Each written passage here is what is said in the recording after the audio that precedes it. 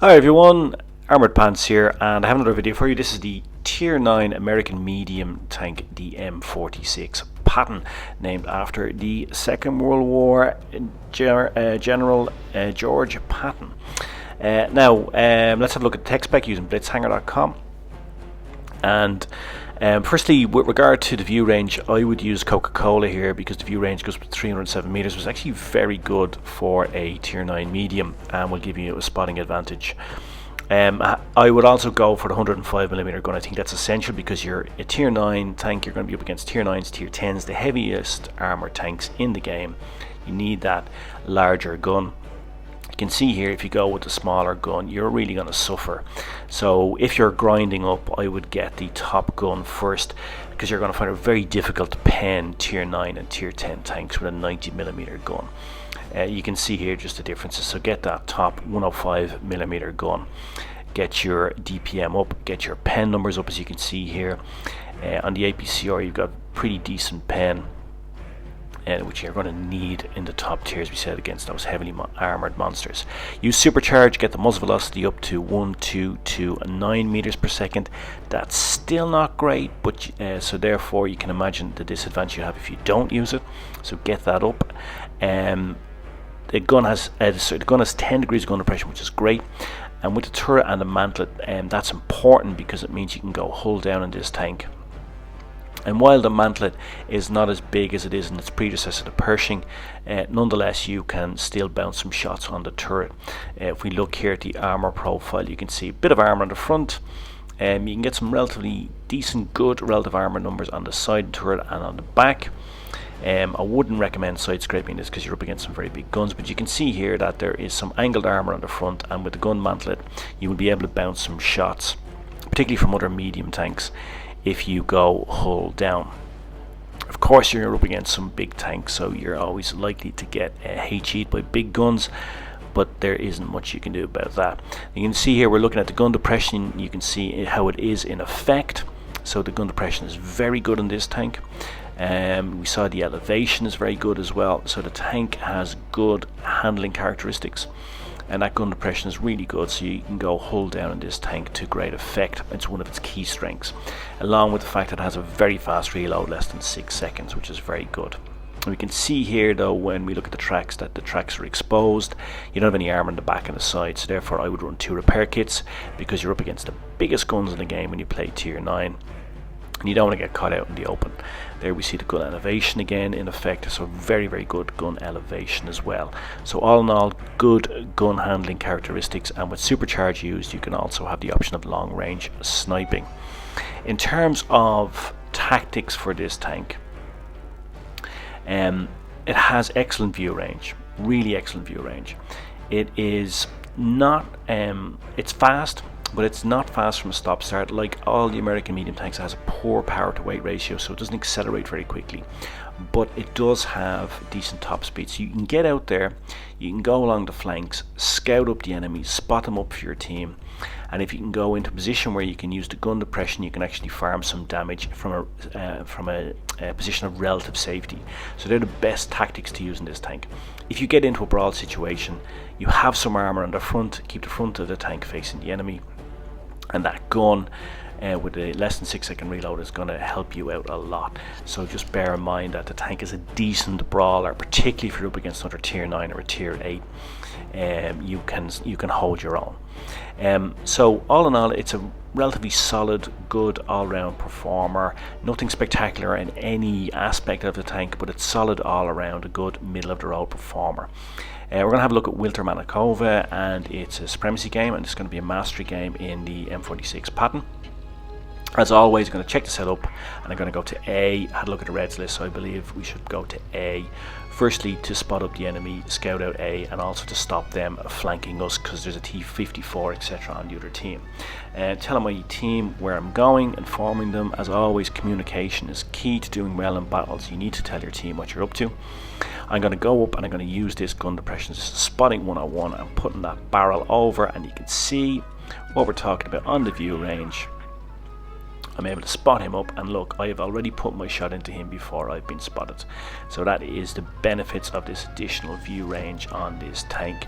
It allows you to scout out and to spot up with pretty good security on your side, because you are spot up the enemy before they can spot you. Now fluff that shot there, but I'm going back into cover now. And I'm gonna go around this hill, stay in cover, see if I can get a shot onto the T-54. I can't. It's gonna come around again, see if I can get a shot into the T-54E1. Now the scent is coming along, I'm gonna put a round into him. Again, you see there the reason for using muzzle velocity. Over that long distance, I can fire and I roll back, and the scent probably doesn't have muzzle velocity loaded up, and that's why his shot falls short. Again, the 704 again probably doesn't have muzzle velocity loaded up, because you could see how slow his shell was. Gave me a chance to get out of the way. Fluffed this shot. It's the second shot I fluffed on T-54E1. I take one for my troubles from the scent. Thankfully T-54E1 is on a reload, and I'm able to clear him off. Then I'm going back into cover, take another round off the scent, but I'm going to clear that scent now. Now I know where he is. He's not going to get more cheap shots on me.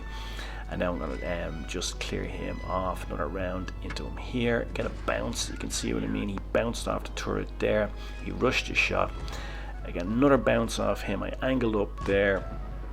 What I did there was, in case you're wondering, I was counting out his reload, and just when I thought he was going to fire, I moved my tracks, created a bit of an angle, and I got a bit lucky, of course, but I kind of made my own luck a bit. So if you were aware of what the reload is on another tank like that, that's a tactic you can try. Now, I knew I was going to take one from this waffle tractor, but I wanted to get in on him. So I was happy to take one from him, because I need to clear him off, because I really can't go forward and help and flank when he's there behind me. Now I slowed this down here in case you're wondering what's happening. I slowed it down so you can have a look, because I've been asked a couple of times through Facebook and on the YouTube channel if I can give some pointers on Circle of Death and brawling. So I'm just going to slow this down for you. I'm not going to do action replay, just slow it down so you can see my movements.